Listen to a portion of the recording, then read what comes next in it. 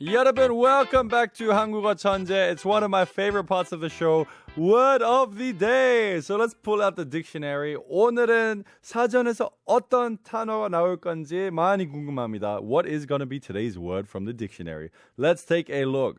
오늘의 첫 번째 단어는 조촐하다입니다. So the first word of the day is 조촐하다. A peculiar one. 한국은 유교의 영향을 받아서인지 겸손을 미덕으로 삼고는 해요. 어느 문화에서나 겸손은 좋은 미덕이지만 한국에서는 특히 내세우는 것보다 자신을 낮춰 말하고 자랑할 일이 있어도 겸손함을 유지하는 것이 맞다고 여기죠. 그래서 축하할 일이 있어 파티를 한다거나 자리를 가질 때도 조촐한 자리를 준비했으니 와주시면 고맙겠습니다 라고 이야기하는 거죠.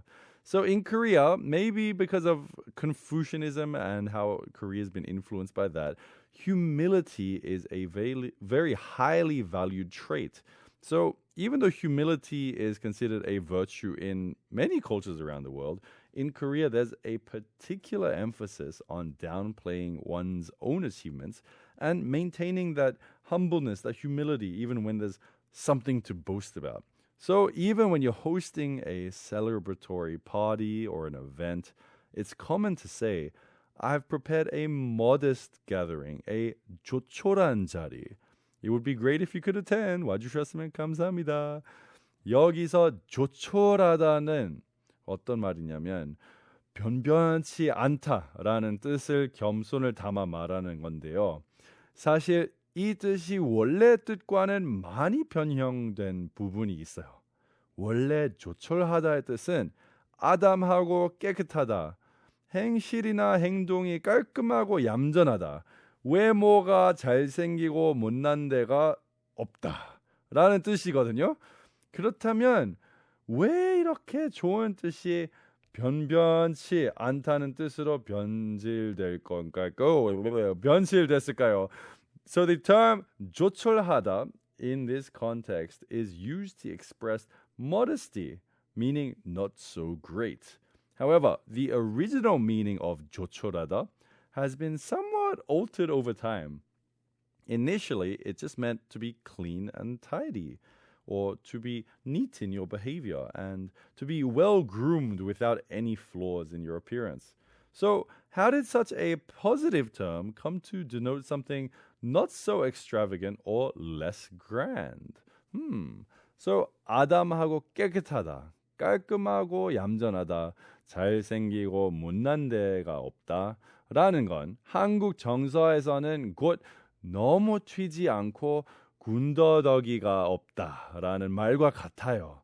남들 눈에 띄도록 화려하고 큰 스케일보다는 남들 눈에 띄지 않으면서 보았을 때 거슬리는 게 없는 게 더 아름답다는 거죠. So being neat and tidy, well groomed without any flaws, and being, nice in your appearance, in the Korean sentiment, it kind of equates to not standing out excessively and to not be possessing any unnecessary elements.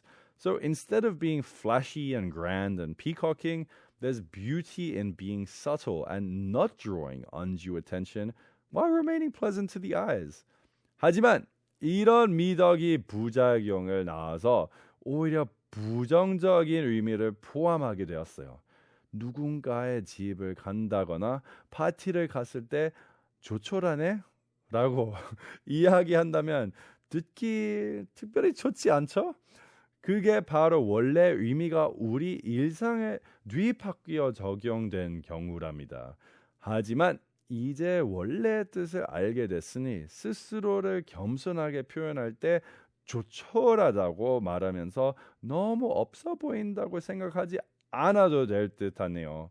So, however, the virtue of 조촐하다 has kind of changed over time. It's become somewhat of a negative meaning in certain connotations. So, for instance, if somebody is commenting on somebody else's house or a party and they say, 조촐하네? Yeah, it kind of implies something that's not so positive and it might not be well received, indicating that the original meaning of the word has been reversed in everyday usage.